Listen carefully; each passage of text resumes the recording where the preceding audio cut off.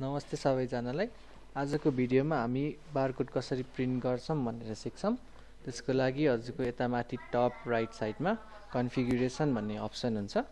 यसमा गइसकेपछि हजुरले यसमा चाहिँ प्रिन्ट बारकोड भनेर सर्च गर्दिनुस्। प्रिन्ट बारकोड सर्च गर्ने बित्तिकै हजुरको यसमा भाउचर टाइपमा चाहिँ आइटम मास्टरमा जाने हजुरको जति पनि प्रोडक्टको लिस्टहरु हुन्छ यसमा देखाउँछ। अब कुन चाहिँ हजुरलाई प्रिन्ट गर्न पर्यो त्यसलाई सिलेक्ट गर्ने र कतिवटा प्रिन्ट गर्न पर्यो हजुरले यसमा क्वान्टिटी राख्दिनु। जस्तै मलाई 5 वटा प्रिन्ट गर्नु छ भने 5 वटा राख्ने र हजुरको फर्मेटमा चाहिँ अब हजुरलाई हजुरको फर्मेट यता माथि नै देखाएको हुन्छ। सबै बनिसकेको हुन्छ हजुरको सेटअपहरु। त्यसपछि हजुरले यसमा त्यो फर्मेट चुज गरिसकेपछि चाहिँ प्रिन्ट गर्दिने। प्रिन्ट गर्दिनु भइसकेपछि चाहिँ हजुरको यसमा चाहिँ फेरि प्रिन्टको अप्सन आउँछ। हजुरले यहाँ प्रिन्ट गरिसकेपछि हजुरको प्रिन्टहरु चाहिँ प्रिन्टरबाट निस्किने भयो।